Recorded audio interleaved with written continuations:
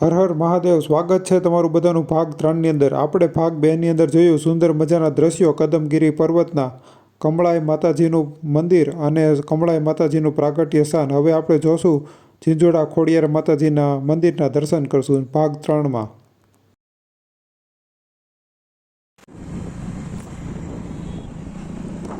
મિત્રો અત્યારે અમે જઈ રહ્યા છીએ ખોડિયાર માતાજીના મંદિરે. તે ઉપર બિરાજે છે, તો જોડાયેલા રહેજો વિડીયોમાં, તમને બતાવું. જો સામે આવેલું છે મંદિર, નજીકથી તમને બતાવું મંદિર.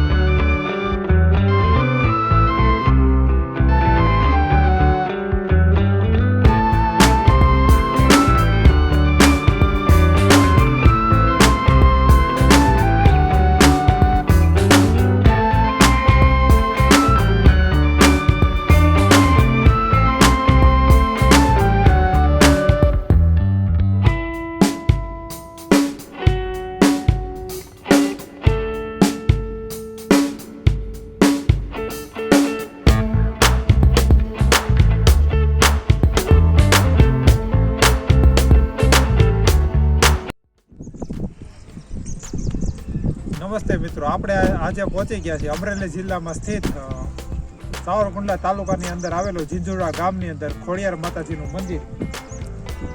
અહીંયા માતાજી સાક્ષાત બિરાજે છે.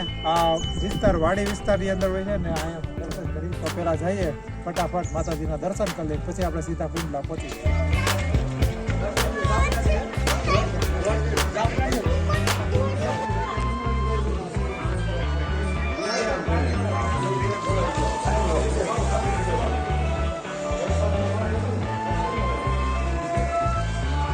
સૌથી પહેલા મિત્રો અહીંયા ગણપતિજી બિરાજમાન છે, અહીંયા છે હનુમાનજી બિરાજમાન, અહીંયા માતાજી સાક્ષાત બિરાજમાન છે. જય માં ખોડિયાર. સાતે બેનું એક સાથે અહીં બિરાજમાન છે ઝીંઝુડા ખોડિયાર અંદર.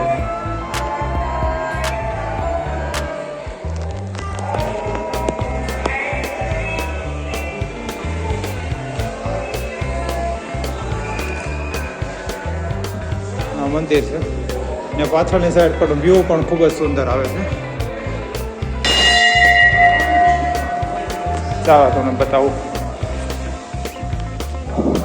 આ મંદિરનો પાછળનો ભાગ છે. જોવો દ્રશ્યો, ખૂબ જ સુંદર વ્યૂ અહીંથી દેખાઈ રહ્યું છે. માતાજી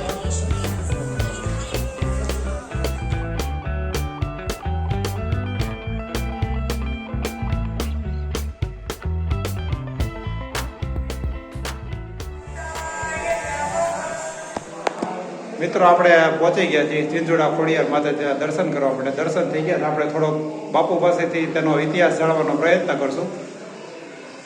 બાપુ, જય માતાજી. બાપુ, આ કેટલા વર્ષોથી તમે માતાજી બિરાજે છે? તમે કેટલા વર્ષોથી સેવા કરો છો? માતાજી તો મારું ગામ મોટા ઝીંઝુડા, મારું નામ ચંદુપરી ગોસ્વામી. માતાજી તો મારા ખ્યાલ પ્રમાણે અમારું ઝીંઝુડા ગામની હોય ને ત્યારના છે. ખાલી ડુંગરની ટોચ ઉપર ઝાડમાં સાતે બહેનોના ફળા હશે.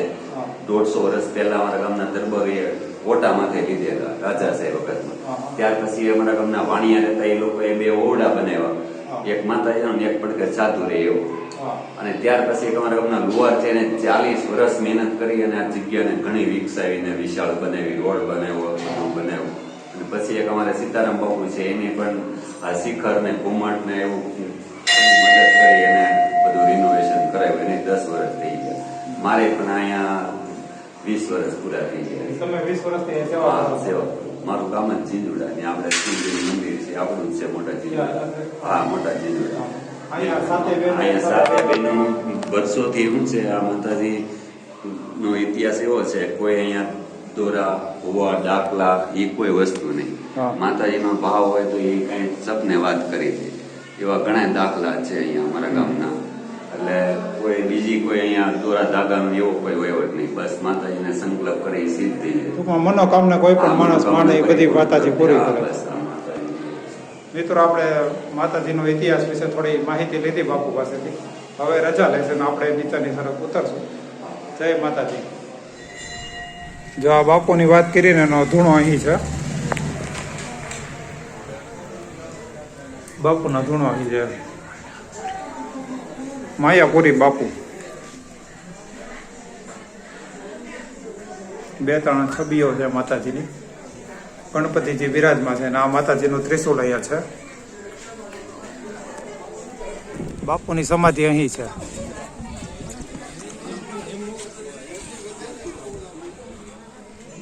આ સમાધિ સ્થાન છે. અહીંયા 4 વ્હીલ ઉપર સુધી આવી જાય છે.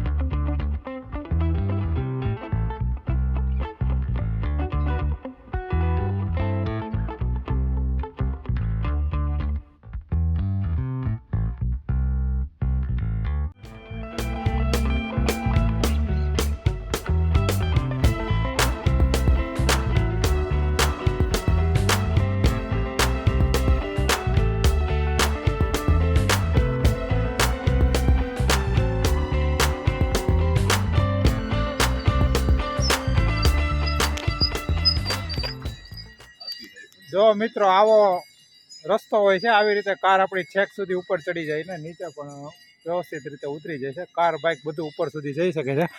સાંજના 7:15 7:30 જેવું થયું છે. આરતીનો સમય થઈ ગયો છે. આરતી થઈ રહી છે.